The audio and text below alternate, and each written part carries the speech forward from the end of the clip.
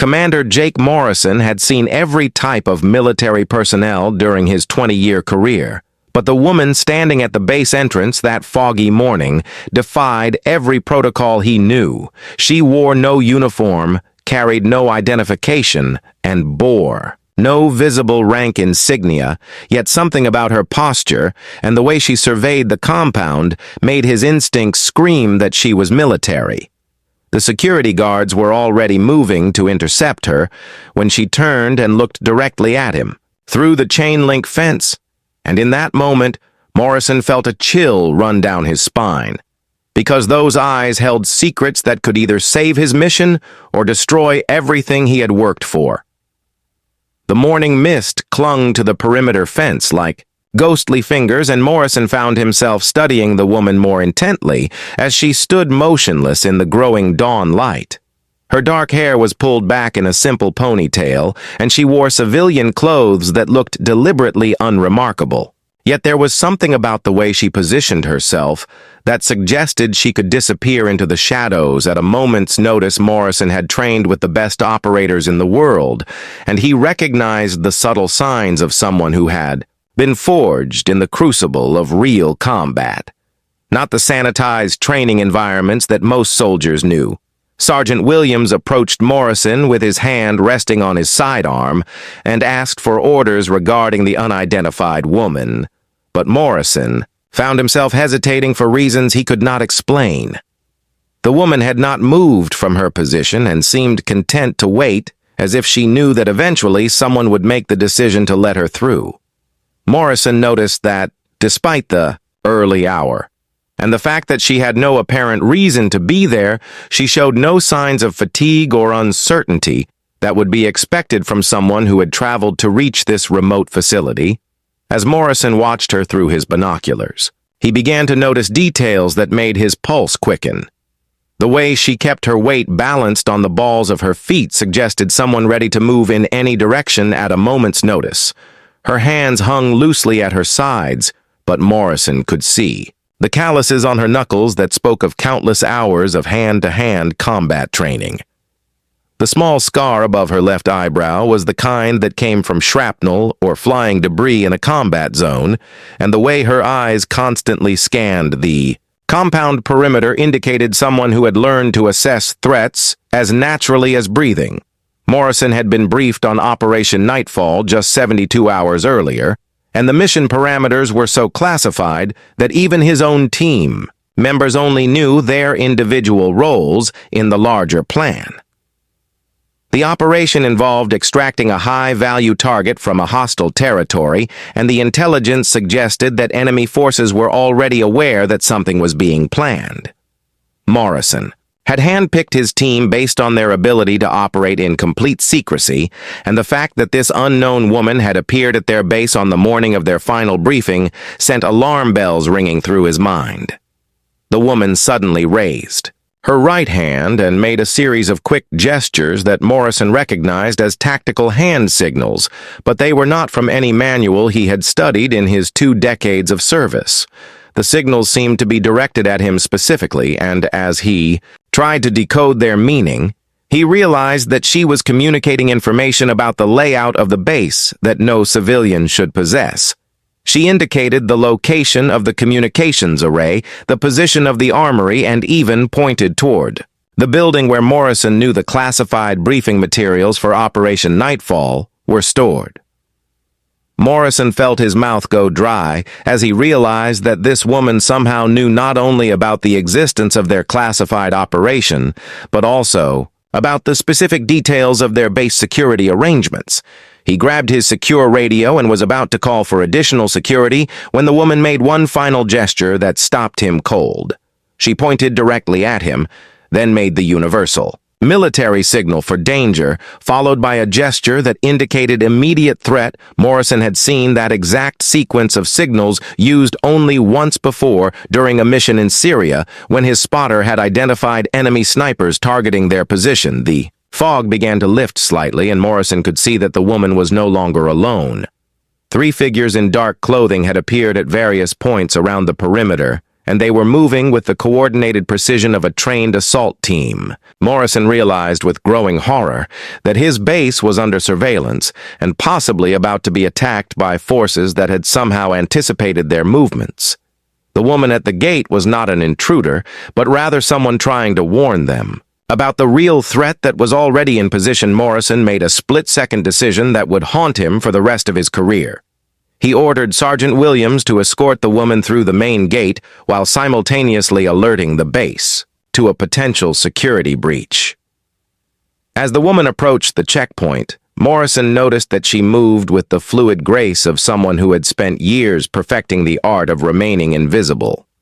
The guards who had initially been suspicious of her presence now seemed almost hypnotized by her calm confidence, and Morrison began to understand that he was dealing with someone who possessed skills that went far beyond conventional military training.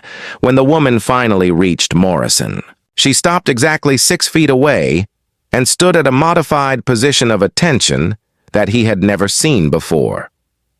Her eyes met his, and in that moment, Morrison felt as if she was reading his soul and evaluating whether he could be trusted with whatever information she carried. The silence stretched between them like a taut wire, and Morrison found himself holding his breath as he waited for her to speak, because he somehow knew that her first words would change everything he thought he understood about his mission and possibly about his entire career in the military against all regulations. Morrison found himself ordering the guards to let her through, and as she approached, he noticed the barely visible scars on her hands and the way she moved with the fluid precision of someone trained in combat arts that most SEALs never mastered. She spoke only 4 words to him that morning, but they contained classified information about Operation Nightfall that only 3 people in the entire military were supposed to know. The woman then handed him a photograph that made his blood run cold because it showed his own team in a location they had never officially visited, and in the background stood a figure that intelligence had declared dead for over a decade. The 4 words she spoke were Blackwater 7 is compromised, and Morrison felt the world tilt beneath his feet because Blackwater 7 was the code name for a safe house in Kandahar that his team had used during an off. The book's mission 18 months earlier.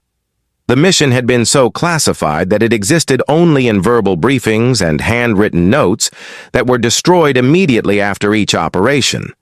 Morrison stared at the woman, trying to process how she could possibly know about something that had never been documented in any official capacity, and the implications of her knowledge sent ice through his veins.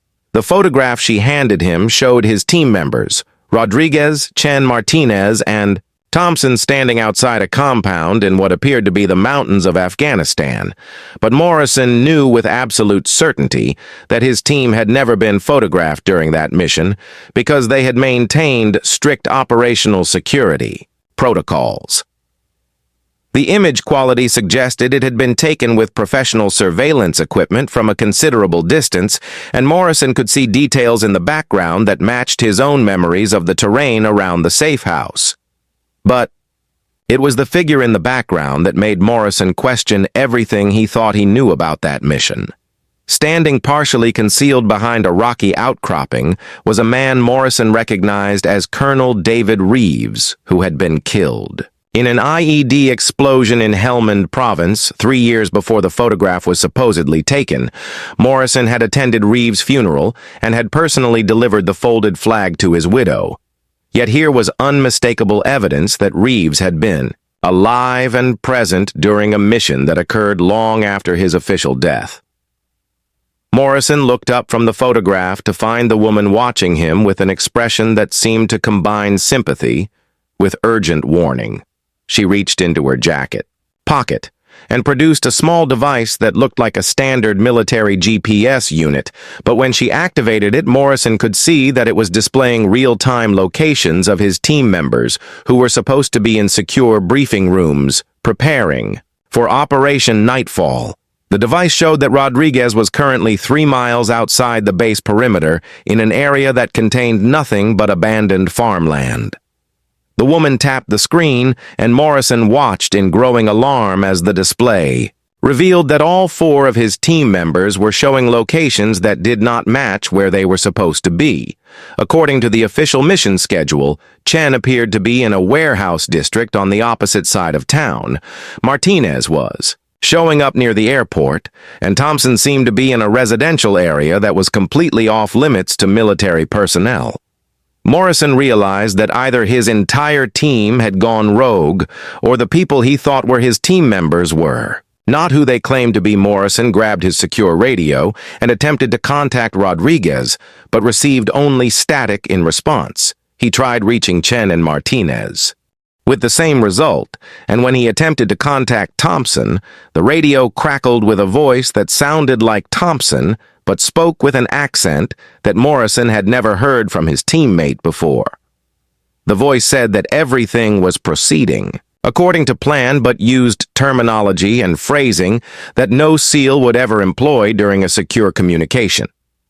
The woman gestured for Morrison to follow her and led him to a position behind the communications building where she produced a tablet computer that displayed what appeared to be intercepted radio transmissions.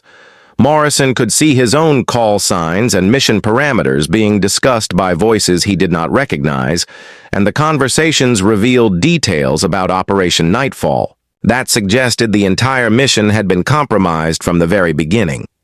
The transmissions indicated that enemy forces were not only aware of the planned extraction, but had been feeding false intelligence to Morrison and his superiors for weeks. Morrison felt his training take over as he began to process the tactical implications of what he was seeing.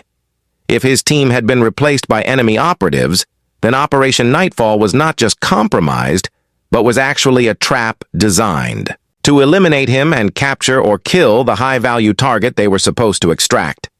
The woman seemed to read his thoughts and nodded grimly before showing him another screen that displayed satellite imagery of the extraction point, which was now clearly visible as a kill zone with multiple sniper positions and concealed vehicle emplacements.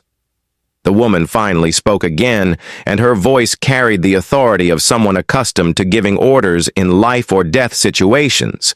She told Morrison that his real team members were being held at 3 separate locations, and that he had approximately 6 hours before they would be executed to maintain operational security. Morrison realized that he was looking at someone who possessed intelligence capabilities that far exceeded anything he had encountered in his military career, and the calm precision with which she delivered this information suggested that she had been planning for this moment for a considerable time. Morrison asked the obvious question about who she was and why she was helping him, but the woman simply shook her head and told him that his security clearance was not high enough for that information. She did reveal that she had been monitoring his team for months because they had unknowingly stumbled onto something much larger than a simple extraction mission. Morrison felt a chill as he realized that Operation Nightfall might have been designed not to accomplish its stated objectives, but to eliminate everyone who had knowledge of whatever his team had discovered during their previous missions. The woman handed Morrison a small earpiece and told him that she would guide him to the locations where his real team members were being held, but warned him that the people who had orchestrated this deception had resources and capabilities that extended far beyond what he might expect from typical enemy forces. Morrison put in the earpiece and immediately heard the sound of his own voice coming through the device, but realized with growing horror that the voice was giving orders he had never issued and discussing mission parameters he had never approved. As Morrison tried to process the implications of hearing his own voice being used by someone else, the woman showed him one final piece of evidence that made his blood freeze. The tablet displayed a live video feed from inside the briefing room where Operation Nightfall was supposed to be receiving its final authorization, and Morrison could see himself sitting at the conference table participating in discussions he had no memory of having. The timestamp on the video showed that this meeting was happening right now while he was standing outside the communications building. But Morrison knew with absolute certainty that he had not been in any briefing room that morning. Morrison spent the next 48 hours trying to trace the mysterious woman through every database and contact he had, but she seemed to exist in a void, with no digital footprint, no service records, and no official acknowledgement of her existence anywhere in the system. Then his secure phone rang with a call from the Pentagon, and the voice on the other end belonged to someone Morrison thought had died in Afghanistan 5 years earlier. The voice told him that the woman was Sarah Chen, a deep-cover operative who had been declared KIA to protect an ongoing mission that was now compromised, and that Morrison needed to find her immediately, because enemy agents were already closing in on her location. The voice belonged to General Marcus Webb, who had supposedly been killed when his convoy hit an IED outside Kabul. But Morrison recognized the distinctive gravelly tone and the way Webb always paused before delivering critical information. Morrison had served under Webb during 2 tours and had personally seen the general's body bag being loaded onto a transport plane. Yet here was Webb's voice coming through a secure Pentagon line with authentication codes that Morrison's computer verified as legitimate. Webb explained that Sarah Chen had been operating under deep cover for 7 years as part of a program so classified that fewer than a dozen people in the entire government knew of its existence. The program, called Project Mirror, had been designed to infiltrate and monitor terrorist networks that had successfully placed operatives within the U.S. military structure. Morrison felt his understanding of reality shifting as Webb revealed that Chen had been tracking a conspiracy that reached into the highest levels of military command, and that Operation Nightfall had been designed as a trap to eliminate everyone who might expose the infiltration. Morrison learned that his real team members had been replaced 3 weeks earlier during what they believed was routine training rotation. But the replacements were so sophisticated that they possessed complete knowledge of his team's personal histories, mission records, and even private conversations. The technology required for such detailed impersonation suggested resources far beyond what any known terrorist organization possessed, and Webb's voice carried a note of genuine fear as he explained that they were dealing with something unprecedented in the history of military intelligence. Webb told Morrison that Chen had been feeding him information through carefully orchestrated encounters designed to look accidental, and that the photograph she had shown him was evidence of a meeting between the presumed dead Colonel Reeves and operatives from a shadow organization that had been manipulating military operations for years. Morrison realized that his entire career might have been guided by forces he never suspected, and that missions he thought were successful might have actually served the interests of enemy agents embedded within his own command structure.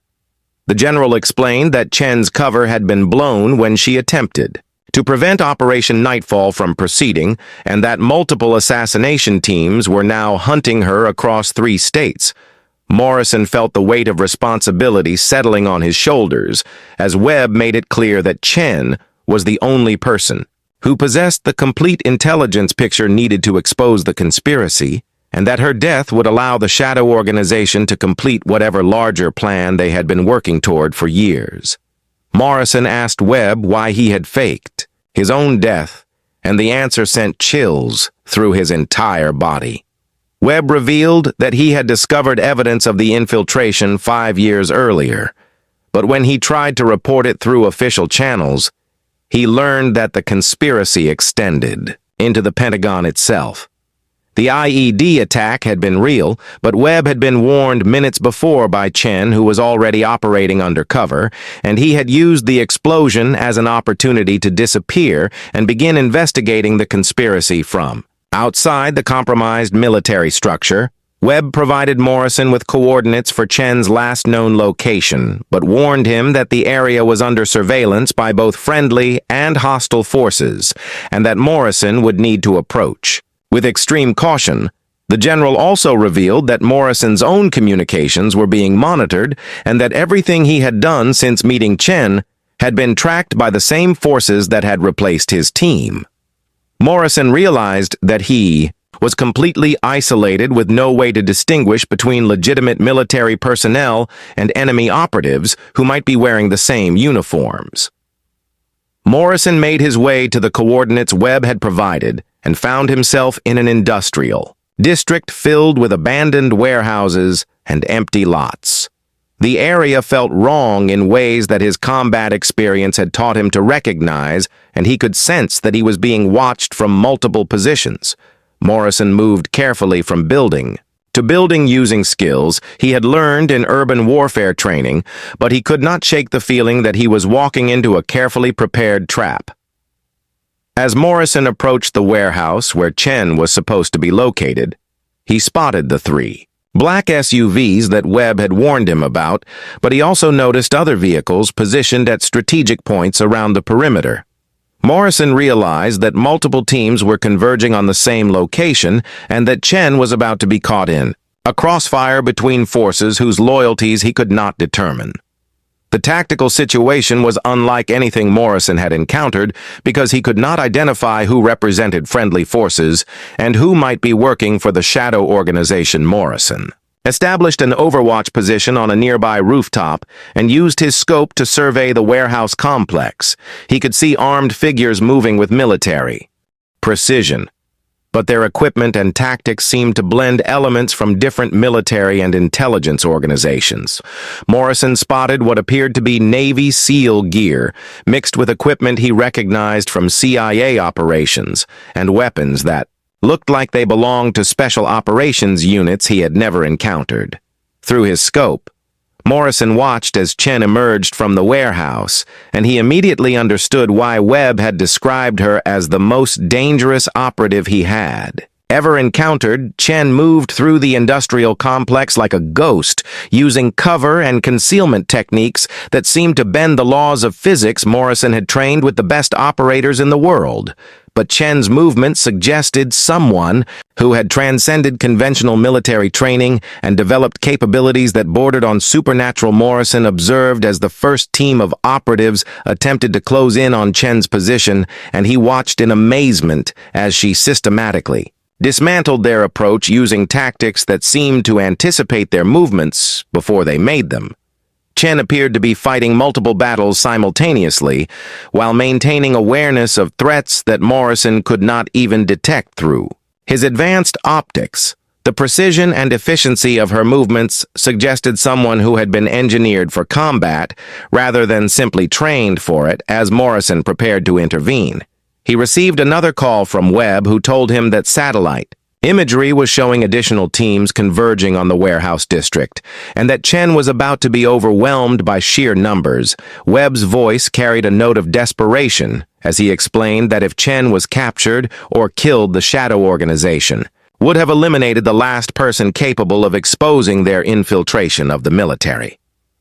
Morrison realized that he was witnessing a battle that would determine whether the United States military remained under legitimate command or fell completely under the control of forces whose ultimate objectives remained unknown. Morrison made the decision to abandon his overwatch position and move closer to the action.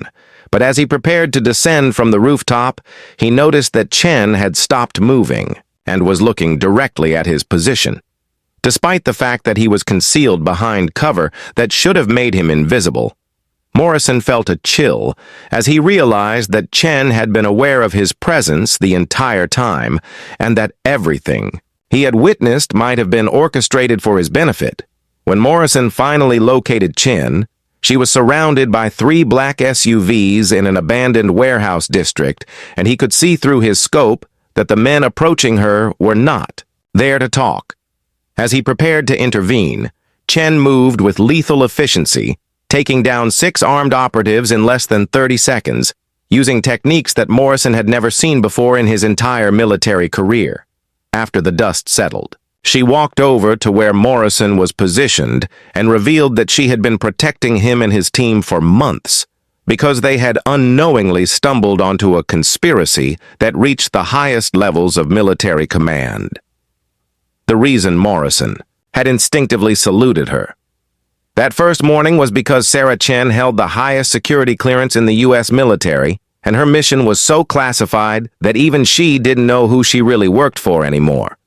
Morrison watched through His scope as Chen engaged the first operative with a series of movements that seemed to defy the laws of physics.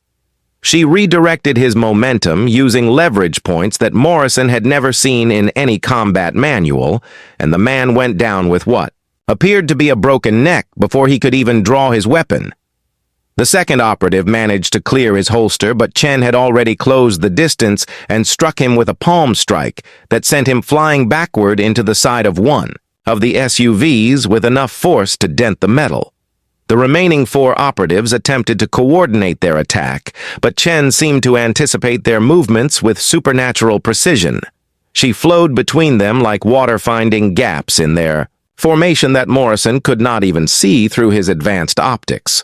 One operative tried to grab her from behind, but Chen somehow sensed his approach and executed a throw that sent him crashing through the windshield of the nearest SUV. Morrison realized he was watching someone who had been trained in combat techniques that went far beyond anything taught in conventional military programs. As Chen finished neutralizing the last operative, Morrison noticed that she had not used any weapons and had relied entirely on hand-to-hand combat techniques that seemed to blend elements from multiple martial arts disciplines with movements that looked almost supernatural. The entire engagement had lasted less than 30 seconds, and Chen showed no signs of exertion or injury despite having faced 6 armed opponents who were clearly trained professionals. Morrison began to understand that he was dealing with someone who represented a level of human capability that he had never imagined possible. Chen walked directly to Morrison's concealed position without appearing to search for him, and Morrison realized that she had been aware of his location throughout the entire engagement. She looked up at his rooftop position and made a gesture indicating that he should come down. Morrison felt exposed and vulnerable as he made his way to ground level, because Chen's awareness of his presence suggested surveillance capabilities that exceeded anything he had encountered in his military career.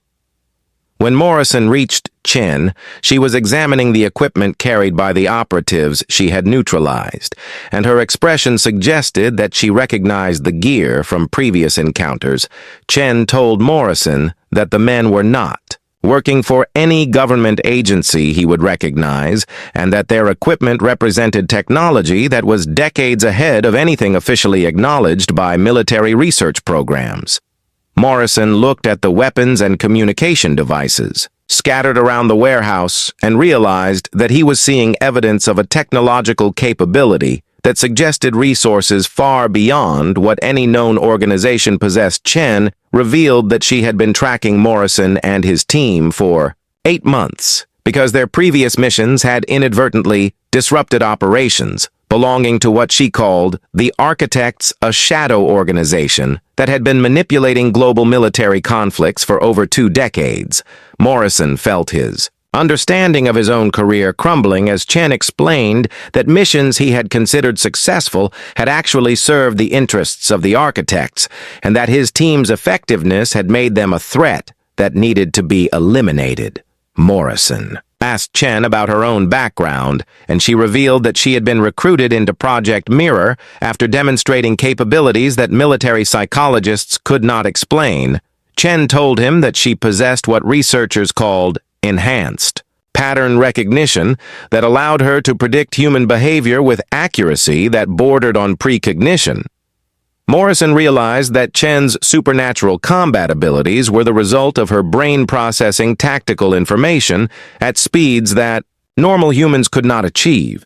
Chen explained that Project Mirror had been created to develop operatives capable of fighting enemies who possessed similar enhanced capabilities, and that the Architects had been recruiting and training individuals with unusual mental abilities for decades. Morrison learned that the shadow war he had stumbled into was being fought between enhanced humans on both sides, and that conventional military forces were essentially obsolete in this conflict. Chen's revelation that she held the highest security clearance in the military was connected to her role as the primary weapon in a war that most government officials did not even know existed. Morrison asked Chen why she had approached him specifically. and she revealed that his instinctive salute that first morning had been triggered by pheromone markers that indicated his brain possessed latent enhanced capabilities.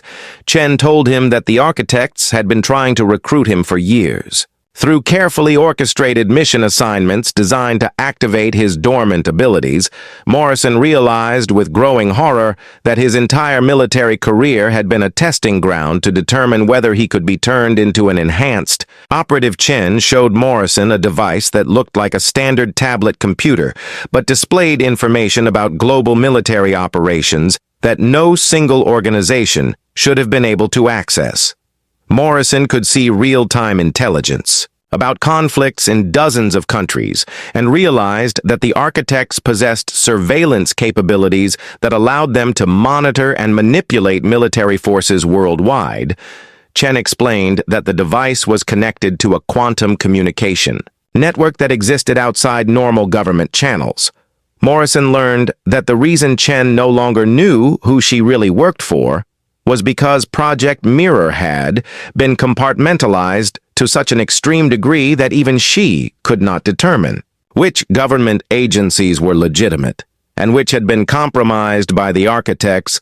Chen revealed that she had been operating independently for over a year because she could no longer trust any official channels, and that her mission had evolved from following orders to preventing a global catastrophe that the architects were orchestrating. Chen told Morrison that the architects' ultimate goal was to trigger a worldwide conflict that would allow them to emerge as the dominant power structure on Earth, and that they had been positioning enhanced operatives within military organizations around the world to ensure that conventional forces would be